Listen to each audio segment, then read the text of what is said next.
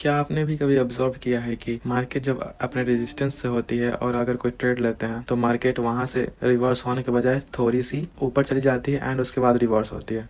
And वैसे ही support के case में मार्केट सपोर्ट के पास आती है, अगर वहां से ट्रेड लेते हैं तो मार्केट वहां से ना रिवर्स होकर थोड़ी सी नीचे चली जाती है, फिर उसके बाद रिवर्स होती है। ऐसा क्यों होता है? कभी आपने ये सोचा है? या फिर इसके पीछे का क्या कारण है ये जानते हो आप? तो आज जानेंगे कि ऐसा क्यों होता है। तो सबसे पहले ये जो रेजिस्टेंस या सपोर्ट होती है वो एक लाइन या कोई एक पॉइंट नहीं होती, वो एक जोन होती है। तो हम लोग सबसे पहले एक जोन क्रिएट करते हैं। तो ये एक जोन हो गई, मान लीजिए रेजिस्टेंस। तो मार्केट यहाँ से रिवर्स होने के बजाय थोड़ी सी ऊपर चली जाती है, कभी इतना ही जाती है, कभी कभी नहीं भी जाती है, कभी कुछ ज़्यादा ही चली जाती है। तो ऐसा क्यों होता है? क्योंकि ये सपोर्ट एक पॉइंट नहीं होता है, एक जोन होता है। ये तो सबको पता ही होगा। लेकिन इसका एक और कारण है। इसका नेक्स्ट कारण है क्योंकि किसी भी सपोर्ट या किसी भी रेजिस्टेंस की एक एक्सटेंशन होती है। एक्सटेंशन मीन्स मार्केट उस वाले सपोर्ट पे या रेजिस्टेंस पे जाएगी, तो अगर उसका एक्सटेंशन जहाँ से होगा वहां से ही, उसी के आसपास से ही वो रिवर्स होगी। जैसे ये रेजिस्टेंस है, लेकिन इस रेजिस्टेंस का एक्सटेंशन यहाँ पे कहीं था, इसीलिए मार्केट यहाँ पे गई और उसके बाद रिवर्स हुई। ये यहाँ से भी रिवर्स हो सकती थी क्योंकि इसका एक्सटेंशन इधर कहीं होता तो यहाँ से रिवर्स हो जाती, लेकिन इसका एक्सटेंशन इधर कहीं था तो इसीलिए यहाँ से ये रिवर्स हुई है। और वैसे ही सपोर्ट में भी हम लोग जोन बनाते हैं।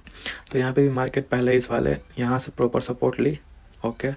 फिर यहाँ पे मार्केट फिर से सपोर्ट के पास आई, लेकिन फिर इसके बाद ये थोड़ी सी नीचे चली गई, लेकिन ये एग्जैक्टली ब्रेक डाउन नहीं है, ये है एक्सटेंशन, ये सपोर्ट की एक्सटेंशन यहाँ पे, इसलिए मार्केट यहाँ पे आई, उसके बाद रिवर्स हुई। तो इसकी एक्सटेंशन कहीं यहाँ पे होगी।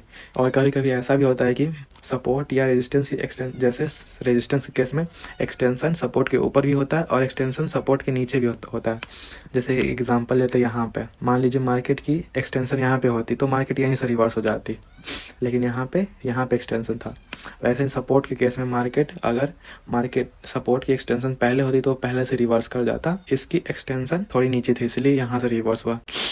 इसी के वजह से बहुत लोगों की ब्रेकआउट या ब्रेक डाउन पे लॉस होता है। वो बिल्कुल प्रॉपर सपोर्ट पे या रेजिस्टेंस पे ट्रेड ले लेते हैं और मार्केट सपोर्ट या रेजिस्टेंस को ब्रेक कर देती है, तो उन्हें लगता है कि ये ब्रेकआउट या ब्रेक डाउन हो गया है, तो ट्रेड उनके अपोजिट में जा रहा है, इसलिए वो अपने ट्रेड को कट कर देते हैं, लेकिन वो रियलिटी में एक्सटेंशन को हिट करने जाता है। और जो ये एक्सटेंशन होती है वो ऑप्शन चेन में वो ग्रीक्स की वजह से क्रिएट होती है, इसीलिए मार्केट मोस्टली उस एक्सटेंशन के पास जाती है क्योंकि वो ग्रीक्स की वजह से क्रिएट होती है, उसकी सपोर्ट या रेजिस्टेंस की एक्सटेंशन। इस एक्सटेंशन को हम लोग फाइंड कर सकते हैं, या तो वो रेजिस्टेंस की एक्सटेंशन हो या तो वो सपोर्ट की एक्सटेंशन है, उसे हम ऑप्शन चेन से फाइंड कर सकते हैं। लेकिन वो नॉर्मल एनएसए की ऑप्शन चेन पे वो नहीं फाइंड कर सकते हैं। उसके लिए एक दूसरी टूल है जिससे हम लोग सपोर्ट या रेजिस्टेंस की एक्सटेंशन को फाइंड कर सकते हैं। तो किसी भी सपोर्ट या रेजिस्टेंस की एक्सटेंशन कैसे फाइंड करते हैं वो नेक्स्ट कभी वीडियो में डिस्कस करेंगे।